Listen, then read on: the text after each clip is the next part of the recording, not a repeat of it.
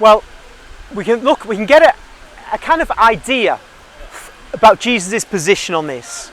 Well, St. John the Baptist, who was the forerunner of Jesus, didn't say to soldiers they must stop being soldiers and leave the army. That's the first thing. Jesus spoke to a centurion, didn't tell him to leave the Roman army in order to save his soul.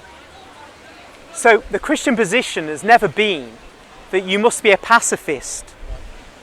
And in fact, that to me makes sense, because if you have a country that's going to function, you need some sort of state. I'm not an anarchist, as you gathered when I gave the example of the Spanish Civil War to show it was absurd. So, considering what? You were born in Liverpool. I thought they were all anarchists. Well, there may be some, but it wasn't. No, I wasn't born in Liverpool.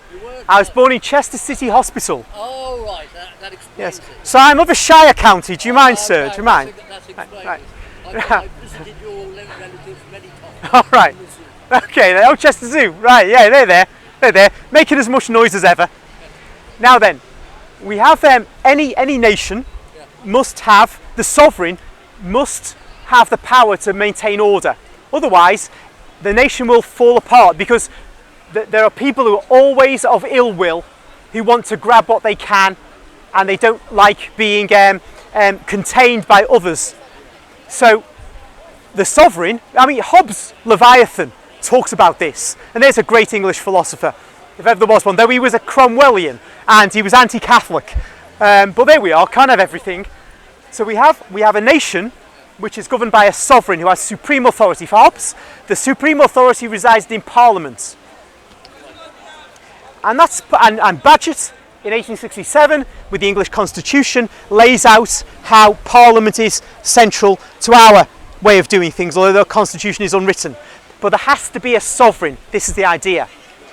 Now, God, interestingly, in the days of ancient Israel, before King Saul, God was saying, I will govern you through the prophets.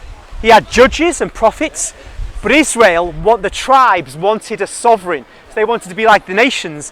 And God said, look, if you do this, there's going to be trouble for you. But if you want it, I'll give it to you.